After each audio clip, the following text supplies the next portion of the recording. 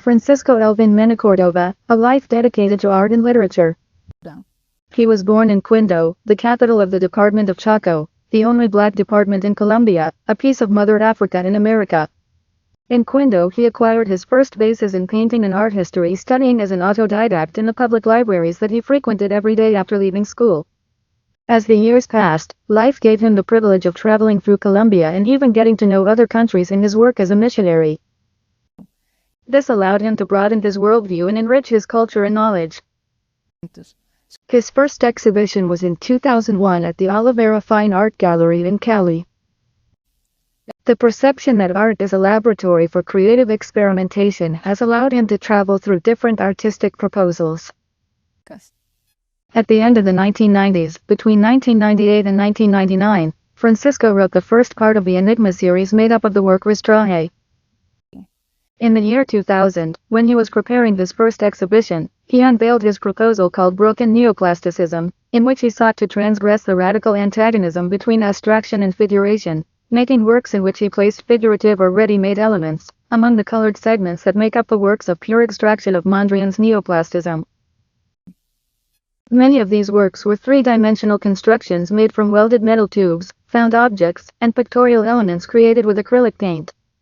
In 2002 he began to make installations in public places. These works had an objective of activism against the violence of the armed struggle that devastated the entire Colombian territory, and of raising awareness to generate a fight for the environment hit by the secondary effects of said war. In that same year, in the second, he began a series of objects, works with which he tried to create paintings with volume, without outline and in three dimensions. From there arise the podcutista objects, passed on musical instruments. The experience of composing hymns and/or songs for the programs that were made in the congregation in which he worked as a missionary, led him to reflect on the visual nature of music. He thought that all musical compositions sought to recreate a visible reality of the tangible world that was perceived with the eyes before becoming sound. That is why he began to create works that were abstract or figurative figures written on a stave, with the purpose of making visual music. In 2013 and 2007, Francisco experimented creating works arising from the search to make myths, legends and mysteries visible. In 2013, he began to create works focused on activism in defense of the environment. His canvases are filled with butterflies, lemurs, the canales, among other endangered animals. Between 2015 and 2016, he created his sign language by taking the phonemes of his own cryptographic alphabet to canvas. Around those same years he began to paint oil paintings in which he created works based on his cynical roots and the myths that he discovered in his multiple readings.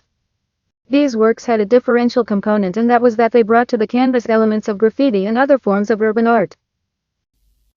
In 2016 he gave an exhibition at the Clandestine Art Gallery of the city of Bogotá, in which he exhibited, among other works, pants intervened with oil paint.